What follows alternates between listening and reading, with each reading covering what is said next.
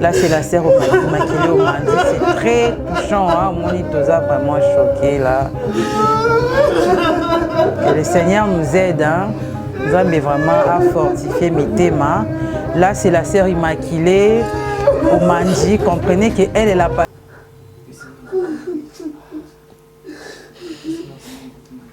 Bon, tout continuer pour tout ça là-bas, tout ça là, les cas. Mais au contraire, à table de tout ça, oui, on va le faire. Mais surtout, tout ça, journée moi, spécial, tout continue, surtout, à 4 journées, tout ça, mais c'est vraiment, vous avez plus, pour aider, famille. Comment on a Mwamba Emmanuel, Batoumi Wabinga, Dr Mwamba. Merci beaucoup, Nathan Dinzambe BP. Na commissie pour na occasion pesinga pe na occasion bino bo pesinga pour na loba toza to sangani entre biso ba musicien Paris pour na rolela ndeko na biso et biso o to kufeli ndeko na biso lycée Kunda bato belé ba yebi na katia Kunda sister c'est une sœur que to kolina ye to yembi na ye to vivre ensemble, c'est vraiment notre sœur que nous venons de perdre. Donc, Toye, Kosangana entre Bisso, rapidement, tant aux nouvelles, tous les musiciens, Toye, Kosangana, pour nous qu'est-ce que nous pouvons faire ensemble pour nous coller Malamou avec honneur oiseau mérité parce qu'elle a donné toute sa vie à Koué Mélanza en église, à un modèle plutôt, il y a ma sœur, il y a Pessa Evina, il y a Christo, et Bolengé, il y a son église. Donc, on est là pour ça. Le problème est bon et aux ala, mais le problème est laté. Parce que ça, les Kamou. Je pense qu'entre frère et soeur, père de on va donc, ils ont beaucoup plus que partager la douleur et pas si à perdre Oyazaki importante pour nous, notre sœur Lissi Kunda. On est là, on est Kunda. Et là, tout ça, qui a réunion vite fait. Enfin, il y a réunion, il y a briefing pour nous, qu'on a une grande ligne, tout ça. D'autres réunions, tout ça, là, les jours qui viennent, tout ça. Je pense que c'est tout ce qu'il y avait à dire. Bon, je crois d'ici jeudi, on sera là. Là, on aura un grand nombre. Il y a des musiciens qui sont à Paris. Conclusion, il y a mon parce qu'on n'a pas su avoir tout le monde. Jeudi, et puis voilà. C'est là où il y aura de grandes lignes.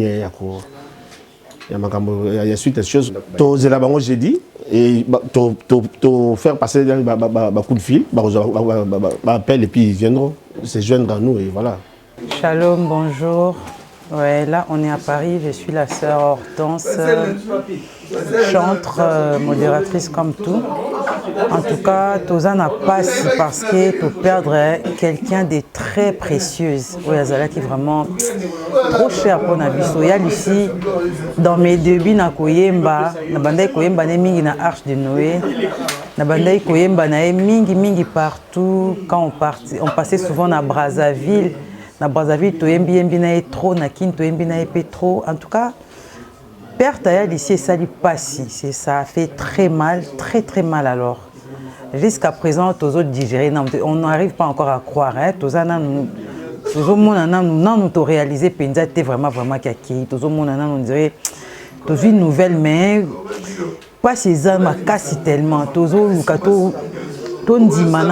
tout accepter en côté mais que le Seigneur nous aide. Pour la réunion de l'autre mairie kozoba point à base comme kakoye bandé toko sangana comme kakota ndenge toko sala programme pour na préparation ya moi hommage moko to sala en tout cas il y a ici à rôle les kabongo te ça hommage moko.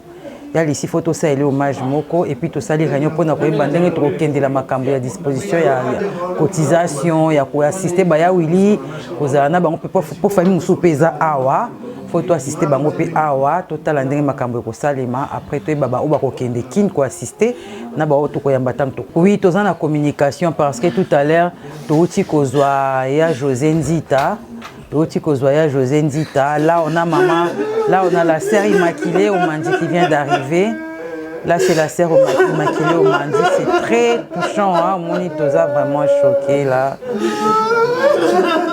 Que le Seigneur nous aide hein. Nous avons vraiment à fortifier mes thèmes. Là, c'est la sœur Immaculée au Mandi. Comprenez qu'elle a passé beaucoup de temps avec nos sœurs Kunda. passer en force na bango mobimba ensemble. Donc c'est vraiment une tristesse à niveau moko oyotori ko distinguer parce que pas César, la perte d'un être cher comme il y a Lucie Kunda, c'est vraiment douloureux. Que le Seigneur nous fortifie en tout cas. Merci beaucoup. Merci à toi, papa.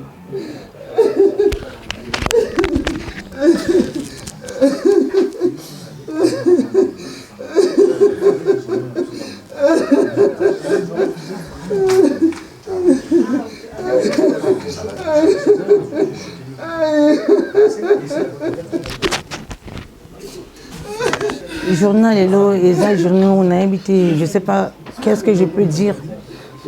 Donc nazo réalisé na nangoté que de connexion Lucia qui est débrouillée. Donc vraiment je sais pas qu'est-ce que je peux dire, quelle émotion je peux avoir, je ne sais pas qu'est-ce qu'il faut dire en fait. Donc nazo n'a pas si mon pour te perdre baoba munene icône munene ya musique na biso. La musique en Zambie, musique les autres, Lucie, Bakunda Sisters, Baza Baoba, auto perdre, Aza Baoba Mounene, icône Mounene, n'a habité, vraiment, n'a tellement émotionné, n'a habité, qu'est-ce que je peux dire? N'a habité, n'a Lela, n'a Ganga, dont Nazo réalisé, on a noté. Donc voilà. Bartis Sobayete, le cas, maman Gel Miezi, maman Blanche Tudilou, Kedi Enjoy, Tozé Belé, n'a pas cité, comme on a jeudi biso toza awa pa ya na bureau ya frère na biso Ekebal toza awa na Saint-Denis na bureau ya frère Ekebal biso to jeudi toza la to kutana awa biso nyoso po ate banenya ko bongisa pona pour pleurer notre sœur qui est partie quoi. Oui, c'est Ngana sœur Anne-Marie Abia donc voilà.